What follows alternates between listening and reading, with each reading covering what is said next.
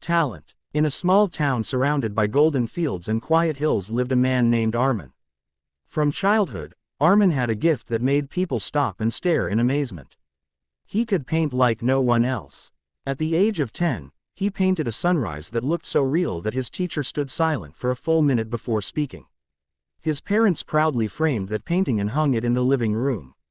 Everyone believed Armin would grow up to become a famous artist. But Armin had one weakness: he doubted himself more than anyone else ever could. As he grew older, praise turned into pressure. Whenever someone admired his work, he would smile politely but whisper to himself, "It's not good enough. I was just lucky." He compared his sketches to famous painters and found flaws in every brushstroke. Slowly, the joy he once felt began to fade.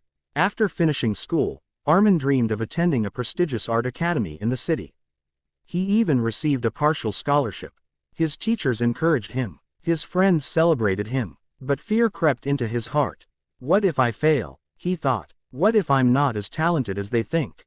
Instead of taking the opportunity, he declined the scholarship and chose to stay in town. He told everyone he wanted to support his family, but deep inside, he knew the truth: he was afraid. Years passed. Armin started working in a small printing shop. His job was to design simple posters and wedding cards.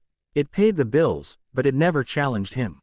His boss often said, "You have real talent, Armin.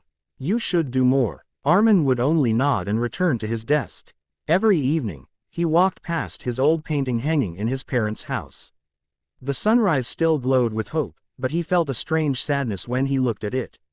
It reminded him of who he used to be. One day, a childhood friend named Samir returned to town. Samir had once loved music but was never as skilled as Armin was at art. Yet Samir had taken risks. He moved to the city, struggled for years, and now worked as a music producer. They met at a small cafe. "Armin," Samir said warmly, "I heard you're still designing cards. But I remember your paintings. Why did you stop?" Armin stirred his tea and avoided eye contact. "Life happens," he replied.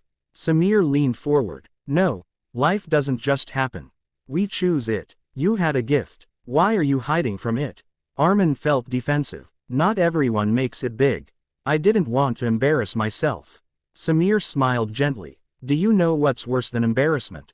Regret." Those words echoed in Armin's mind long after the conversation ended. That night, Armin couldn't sleep. He walked into the small storage room where he kept his old art supplies.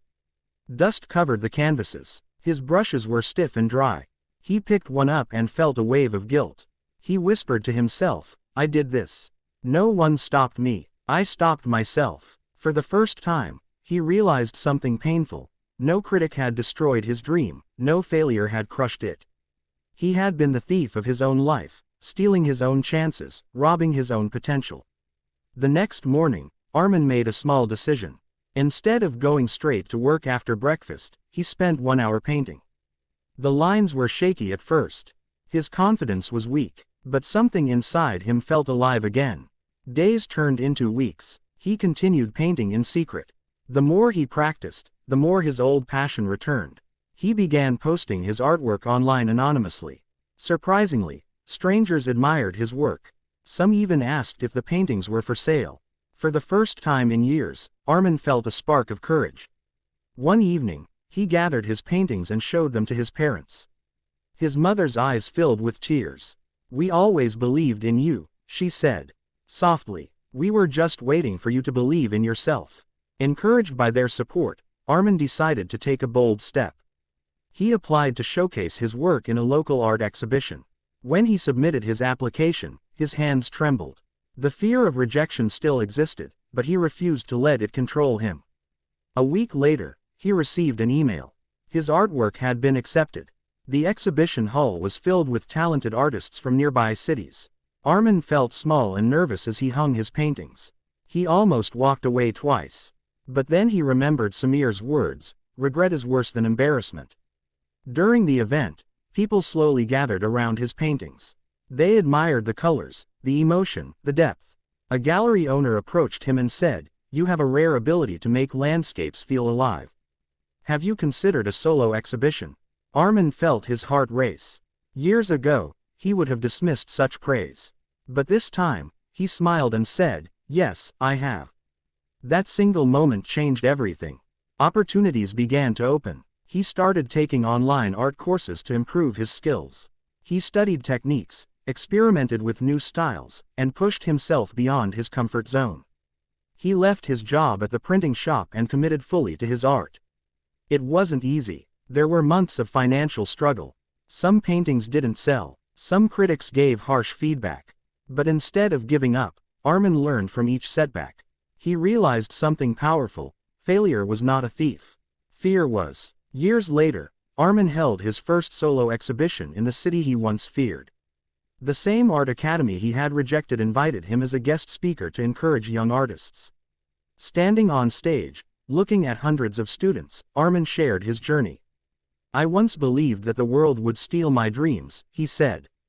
"But I learned that the real thief was inside me. Every time I doubted myself, every time I avoided risk, every time I chose comfort over courage, I stole a piece of my own life." The room was silent. He continued, "Talent is a gift, but courage is a choice.